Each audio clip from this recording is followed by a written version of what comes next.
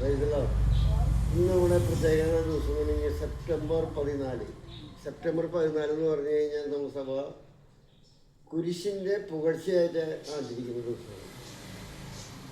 കുരിശിൻ്റെ പുകഴ്ചയായിട്ട് ആചരിക്കുക എന്ന് പറയുമ്പോൾ വചനത്തിൽ നമുക്കറിയാം, യേശുനാഥൻ നമ്മളോട് പറയുന്നുണ്ട്, ശിഷ്യരോട് പറയുമ്പോൾ ഇന്നും 2000 വർഷത്തിന് ശേഷം നമ്മളോട് പറയുന്നത് എന്താണ്? എന്നെ നിഗമിക്കാൻ ആഗ്രഹിക്കുന്നവർ സ്വന്തം കുരിശും എടുത്ത് എൻ്റെ പിന്നാലെ വരിക. യേശുവിൻ്റെ കുരിശെടുത്ത് വരാനല്ല, സ്വന്തം കുരിശും എടുത്ത് പിന്നാലെ വരിക. യഥാർത്ഥത്തിൽ ഈ പുനർജീവൻ രൂപാന്തരപ്പെട്ടതിന് ശേഷമാണ് എനിക്ക് അതിൻ്റെ അർത്ഥങ്ങൾ നിങ്ങളിലൂടെയാണ് ഞാനത് മനസ്സിലാക്കുന്നത്. പ്രകാശൻ അക്രൈസ്തവനാണെന്നുള്ളതല്ല. പ്രകാശൻ്റെ അനാരോഗ്യവും സഹനങ്ങളൊക്കെ ഇപ്പോൾ പുനർജീവനിലൂടെ യാത്ര ചെയ്ത് തുടങ്ങിയപ്പോൾ എന്താ ചെയ്യുന്നത്? മറ്റുള്ളവർക്ക് വേണ്ടി സമർപ്പിച്ച് പ്രാർത്ഥിക്കുകയാണ്. എന്നിട്ട് അതിൽ ആനന്ദം കണ്ടെത്താണ്, സന്തോഷം കണ്ടെത്താണ്. തൻ്റെ വേദനകൾക്കുപരി മറ്റുള്ളവരെ ആശ്വസിപ്പിക്കുമ്പോൾ മുമ്പ് തൻ്റെ വേദനകൾ ഉണ്ടായിരുന്ന സമയത്ത് എപ്പോഴും പരാതി പരിഭവമായിരുന്നു അല്ലേ? ഇപ്പൊ പരാതി പരിഭവമില്ല. കാരണം എന്താ? നമ്മുടെ സഹനത്തെ കുരിശിനോട് ചേർത്ത് വയ്ക്കുക. നമ്മൾ കുരിശിനെടുത്ത് മറ്റുള്ളവരിലേക്ക് ഇറങ്ങി ചെല്ലുവാനുള്ള ഒരു വിഷയമില്ല.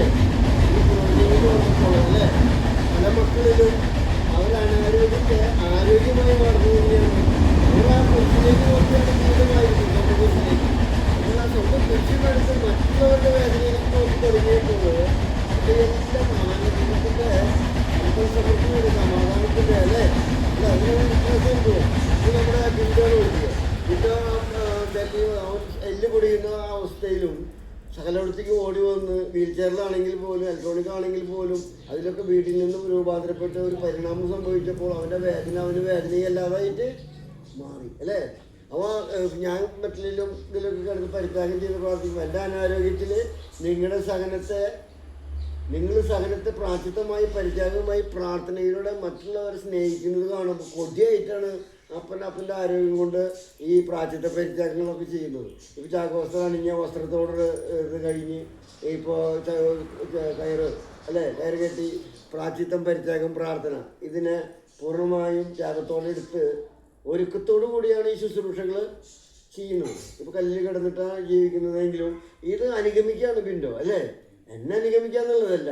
അപ്പോൾ അവൻ്റെ സഹനത്തെ മറന്ന് മറ്റുള്ളവർക്ക് വേണ്ടി പ്രാർത്ഥിക്കുവാനായിട്ട് ആ കല്ലും അതുപോലെ ഞങ്ങൾ കിടക്കുന്ന ഭരതമലയിലെ ആശ്രമത്തിൽ അറിയാലോ, പാമ്പും തേളുന്നു വരുമ്പോൾ അതിന് ഭയം കൂടാതെ അവയെ സ്നേഹിക്കുക അല്ലേ? അവയെ സ്നേഹിക്കൊണ്ട് എന്ത് കിട്ടാനാ? പക്ഷെ നമുക്ക് ആത്മസംയമനം, വിവേകം, ക്ഷമ, മറ്റുള്ളവരുടെ വേദന കണ്ടുമുട്ടാനുള്ള ഒരു പ്രചോദനം നമ്മൾ സഹിക്കുമ്പോൾ നമ്മുടെ മറ്റുള്ളവരുടെ സഹനത്തെ സ്നേഹിക്കാനായിട്ട് അതാ കുരിശിൻ്റെ പോഴ്ചയുടെ കാലത്ത് നമ്മൾ ശരിക്കും വിഭജനം ചെയ്യാനുള്ളത്. എത്രയോ മക്കളുടെ ഓപ്പറേഷൻസുകൾ വരുമ്പോൾ അതിൻ്റെ മുന്നിലേക്ക് എടുത്ത് ചാടുന്നതല്ല, ദൈവം നമ്മളെ കൈപിടിച്ച് നടത്തുന്നതാണ്. കാരണം നമ്മുടെ സഹനങ്ങളൊക്കെ ഉപരി മറ്റുള്ളവർ സഹനം കാണുവാനായിട്ട് നമ്മളെ സ്നേഹിക്കുന്ന ദൈവത്തിൻ്റെ വലിയ കരുണയാണ് അല്ലേ? കരുണയുടെ ഈ കാലഘട്ടത്തിൽ നമുക്ക് പറയാം, ഒരു വലിയ കരുണയാണ് നമ്മുടെ അനാരോഗ്യത്തിൽ നമ്മളെ മറ്റുള്ളവരുടെ വേദന കണ്ടുമുട്ടുവാനായിട്ട്. ഇപ്പം നമ്മൾ കൊറോണ കാലം വന്നു അല്ലേ? കൊറോണ കാലം നമ്മൾ ആകെ പരിപാടിയായി. എന്നാൽ ആ സമയത്ത് ദൈവം നമ്മളെ സ്നേഹിക്കുന്നത് കൊണ്ട് നമുക്ക് ലഭിച്ച വെളിച്ചം എന്നെ സംബന്ധിച്ച് ഈ പരിത്യാഗത്തിൽ ഒരു പരിത്യാഗം എടുക്കാനായിട്ട് ഒരു ഊർജ്ജം കിട്ടുകയാണ്. ചാക്കോസ്ത്രം ഞാൻ അന്ന് 5 വർഷം ചാക്കോസ്ത്രം ഇട്ടുകൊണ്ടിരിക്കുമ്പോൾ അല്ലേ?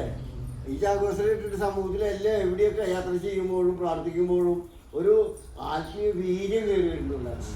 അപ്പോൾ ഈ കൊറോണ സംബന്ധമായിട്ട് രോഗികളുടെ ഇടയിലേക്ക് കൊറോണ രോഗികളെന്നത് അറിഞ്ഞിട്ടല്ല പോകുന്നത് അല്ലേ? നമ്മുടെ മക്കളൊക്കെ മൂത്രത്തിലെ ഇൻഫെക്ഷനും പഴുപ്പൊക്കെ വരുമ്പോൾ എടുത്തുകൊണ്ട് പോകുക, അല്ലാണ്ട് വരുമ്പോൾ അപ്പം പോയിട്ട് എടുത്തുകൊണ്ടു. അവിടെ ചെല്ലുമ്പോൾ ചിലപ്പോൾ പനിയും മാത്രമല്ല ഉണ്ടാവും, കൊറോണയിലും പോസിറ്റീവായിരിക്കും. അവരെല്ലാം ഹോസ്പിറ്റലുകാരുടെ നിർബന്ധം പറഞ്ഞ് വലിയതൊക്കെ പറഞ്ഞ് യൂറിൻ ബ്ലാഡർ വാഷൊക്കെ ചെയ്ത് ട്യൂബ് മാറ്റിയിട്ട് അവരെ മരുന്ന് എടുത്ത് വീടുകളിൽ സെറ്റ് ചെയ്ത് കൊടുക്കും. ഇതൊക്കെ ചെയ്തിട്ടും എനിക്ക് ഇന്നേ വരെ കൊറോണ വന്നിട്ടില്ലേ? അപ്പം നമ്മൾ മറ്റുള്ളവരിലേക്ക് നമ്മെ തന്നെ സമർപ്പിച്ച് പ്രാർത്ഥിച്ചപ്പോൾ അല്ലേ എന്ന് പറഞ്ഞാൽ നമുക്ക് വരുമെന്നുള്ള ഭയത്തെ നമ്മൾ ആ സ്വന്തം കുരിശും എടുത്തിട്ട് മറ്റുള്ളവരുടെ വേദനയ്ക്ക് ആശ്വാസമായി കടന്നു ചെന്നപ്പോൾ ഇതിലുണ്ടായി. എല്ലാത്തിലുപരി ഇവിടെ നമ്മൾ താമസിക്കുന്നത് അനാരോഗ്യം അല്ലേ? 2 ആശ്രമത്തിൽ താമസിക്കുന്ന അനാരോഗ്യം ആരും പിന്നീട് എന്തുണ്ടായിട്ടില്ല? പ്രാർത്ഥനയിൽ കൊറോണ വരുന്നുള്ളൊരു ഭയം ഉണ്ടായിട്ടില്ല. എനിക്ക് തന്നെ അതിശയായി നിങ്ങളുടെ ഇത് കണ്ടിട്ട് പലരും. കാരണം പലരും എല്ലാവരും ഒരാൾ പോലും വരുമെന്ന് പേടിച്ചിട്ടില്ലേ? കാരണം ഞാനാണെങ്കിൽ എല്ലായിടത്തും കയറി ഇറങ്ങി നടക്കുന്ന ഒരാളാണ് അല്ലേ? എല്ലാ സ്ഥലത്തും നിൽക്കുന്ന ആളാണ്. എന്നിട്ട് പോലും നമ്മുടെ ഇവിടേക്ക് കൊറോണ വരുന്നു ഭയപ്പെടാതെ വന്നവർക്കും വന്നവരുടെ ഫാമിലിക്കും വേണ്ടി പ്രാർത്ഥിച്ചപ്പോൾ അതാണ് സ്വന്തം കുരിശുമെടുത്ത് മറ്റൊരാളുടെ കുരിശ് യേശുവിനെ അനുഗമിക്കാമെന്ന് പറയുമ്പോൾ നമ്മുടെ ജീവിതത്തിൽ ലൈവായിട്ടുള്ള കാര്യങ്ങളാണത് അല്ലേ. അപ്പോൾ ആ സ്വന്തം കുരിശുമെടുത്ത് മുന്നോട്ട് പോകാമെന്ന് പറയുമ്പോൾ ഈ കുരിശിൻ്റെ പുകഴ്ചയിൽ നമുക്ക് അഭിമാനിക്കാം. ജീവന് അങ്ങനെ ഒരു അനുഗ്രഹം ദൈവം എപ്പോഴും തന്നുകൊണ്ടിരിക്കുന്നുണ്ട് അല്ലേ. ഇപ്പൊ പലപ്പോഴും ഇവിടെ വേദനിച്ച് വരുന്നവര് നിങ്ങളുടെ ഈ സന്തോഷവും നിങ്ങളുടെ ഈ ആരോഗ്യവും അനാരോഗ്യത്തിലും ആരോഗ്യത്തില് ഇപ്പൊ കിടപ്പ് 2 കാലം മുറിച്ച് കിടക്കുന്ന നമ്മുടെ മോനായിച്ചേട്ടൻ മരിച്ചു പോയെങ്കിലും ആ മോനായിച്ചേട്ടൻ ആ കാലഘട്ടത്തിലൊക്കെ ആളുകളോട് വരുമ്പോൾ പേര് ചോദിക്കും, പ്രാർത്ഥിക്കാന്ന് പറയും. ആരോഗ്യമുള്ളവർ അപ്പം തന്നെ ഫ്ലാറ്റ് ആവും. കാരണം എന്താ ഈ അവസ്ഥയിൽ ആ മനുഷ്യൻ ചോദിക്കുന്നുണ്ട് അല്ലേ. ഇപ്പൊ നമ്മുടെ കണ്ണമ്മോൻ ജന്മന തളർന്ന് ബോധമില്ലാത്തൊരവസ്ഥയിലേക്ക് ഇപ്പൊ ബോധിക്കായെങ്കിലും അല്ലേ ജന്മന തളർന്ന് കിടക്കാണ്.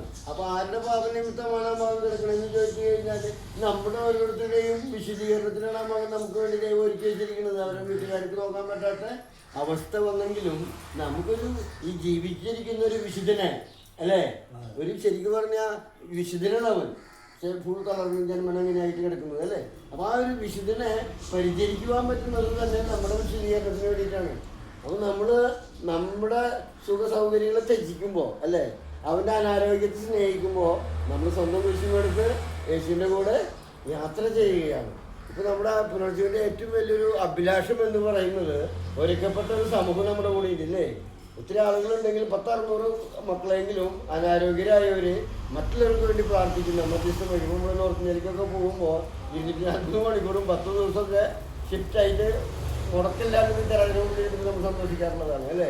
അപ്പോൾ ആ ഒരു പരിശീലനം ഒരുക്കി ദൈവം തരുന്നത് ഞാൻ ആഗ്രഹിക്കുകയാണ്. ഇപ്പോൾ നമ്മൾ പറഞ്ഞതിൽ ഇപ്പോഴും 3.5 വർഷമായിട്ട് നമ്മൾ പ്രാർത്ഥിക്കുന്നത് സഭയ്ക്ക് വേണ്ടിയിട്ട്, സഭയിലൂടെ സമൂഹത്തെ ആത്മീയ ചൈതന്യത്തിലേക്ക് വളർത്തുവാനായിട്ട് പിതാക്കന്മാർ, വൈദികർ, സമർപ്പിതർ, വൈദിക വിദ്യാർത്ഥികൾ, സമർപ്പിത വിദ്യാർത്ഥികൾ, മരിച്ചുപോയ വൈദികരുടെ സമർപ്പിത ആത്മാക്കൾ അല്ലേ. അതൊക്കെ ശ്രേഷ്ഠമാരും കാര്യങ്ങളൊക്കെയാണ്. പക്ഷേ നമ്മുടെ ഈ അനാരോഗ്യത്തിലിരുന്ന് അവർക്ക് വേണ്ടി പ്രാർത്ഥിക്കുമ്പോൾ അവരുടെ യേശുനാഥൻ കൂടുതൽ സഭയെ സമൂഹത്തിലേക്ക് ജ്വലിപ്പിക്കും. വേദനിക്കുന്നവർക്ക് വലിയൊരു ആശ്വാസം കൊടുക്കുവാൻ തെരഞ്ഞെടുക്കപ്പെട്ട ജനമായ ഇസ്രായേൽ ജനതയായ ഈ പിതാക്കന്മാരും വൈദികരും സമർപ്പിച്ച് അവരുടെ ജീവിതം തന്നെ ബലിയർപ്പിച്ചിട്ടാണ്, സുഖ സൗകര്യങ്ങൾ ബലിയർപ്പിച്ചിട്ടാണ് അവർ കുരിശുമെടുത്തിട്ട് യാത്ര ചെയ്യുന്നത്. അപ്പം അവർക്ക് വേണ്ട സപ്പോർട്ട് നമ്മുടെ മക്കൾ പ്രാർത്ഥിച്ചൊരുക്കി കൊടുക്കുമ്പോൾ അല്ലേ. അതിനാലാണ് അപ്പം ഉദ്ദേശിക്കുന്നത് നമ്മുടെ ഭരതയിലൊരു നിത്യാരാധന കേന്ദ്രം എന്ന് പറഞ്ഞാൽ 24 മണിക്കൂർ. ഇപ്പം ഞാൻ ഇങ്ങനെ നിങ്ങൾ 600 മക്കളെ ഡിവൈഡ് ചെയ്തിട്ട് വരാൻ പറ്റുന്ന സമയങ്ങളും ദിവസങ്ങളും ക്രമപ്പെടുത്തിയിട്ട് 6 മണിക്കൂറിൻ്റെ 4 ഷിഫ്റ്റാക്കാണ് ഉദ്ദേശിക്കുന്നത്. അങ്ങനെ പണിയാൻ ദൈവം ഒരുക്കി തരാണെങ്കിലും പിതാക്കന്മാരും സഭ നേതൃത്വമൊക്കെ നമുക്ക് അതിനുള്ള അവസരം തരാണെങ്കിൽ സഭയ്ക്ക് വേണ്ടി മാത്രം ഒരുമിച്ചാരാണ് തിരഞ്ഞെടുക്കപ്പെടുന്ന ജനം സമൂഹത്തിൽ കൂടുതൽ വേലക്കാരെ ചുരുക്കം വിളവ് അധികമുള്ള കാലഘട്ടത്തിൽ വേലക്കാരുടെ കൂടുതൽ ആത്മീയ ചൈതന്യ സമൂഹത്തിലേക്ക് നിറയുവാനായിട്ട് ഇന്നത്തെ സംസ്കാരത്തെ ഇപ്പോൾ കാർലോസ് വിശുദ്ധനെ തിരഞ്ഞെടുത്തപ്പോൾ ഇന്നത്തെ സമൂഹത്തിലെ ഏറ്റവും നാശപ്പെട്ട സമ്പ്രദായമാണ് കമ്പ്യൂട്ടറും ഇതൊക്കെ. യുവത്വം നഷ്ടപ്പെടുന്ന കാലഘട്ടത്തിൽ അതിൽ നിന്ന് കാർലോസിനെ തിരഞ്ഞെടുത്തതുപോലെ ഏറ്റവും സാധാരണക്കാരായ ഈ ശരീരം തളർന്നതും കണ്ണു കാണാത്തതും പലവിധ മേഖലകളിലുള്ള അനാരോഗ്യം കൊണ്ട് കർത്താവിനൊരു പദ്ധതിയില്ലെന്ന് എനിക്ക് തോന്നണം അല്ലേ. അപ്പം അങ്ങനെയാണെങ്കിൽ നമുക്ക് അങ്ങനെ ഒരു ആരാധനാലയം വരുമ്പോൾ അതിലൂടെ നാം പ്രാർത്ഥിക്കുന്ന ഒറ്റ വിഷയമുള്ളൂ നമ്മുടെ ആരോഗ്യവും അല്ലെങ്കിൽ നമ്മളൊന്നും ഉണ്ടാവും. ഇത് ദൈവത്തിന് സമൃദ്ധിയാണ്, ആരോഗ്യമുള്ളതാണ് നമ്മുടെ അനാരോഗ്യം അല്ലേ.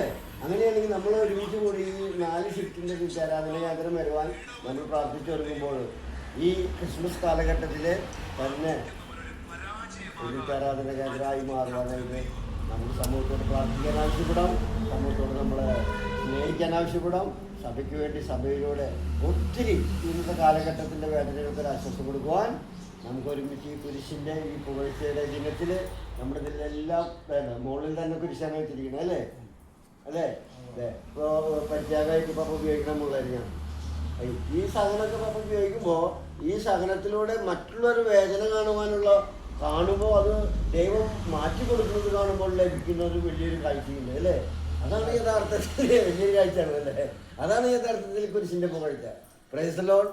എല്ലാവർക്കും കുരിശിൻ്റെ പുകഴ്ചയുടെ എല്ലാവിധ പ്രാർത്ഥനാശംസകളും അനുഗ്രഹങ്ങളും നിറയട്ടെ എന്ന് പ്രാർത്ഥിച്ചുകൊണ്ട് പുനർജീവൻ കുടുംബത്തിൽ നിന്ന് മാത്യു ബ്രദർ വികാസ്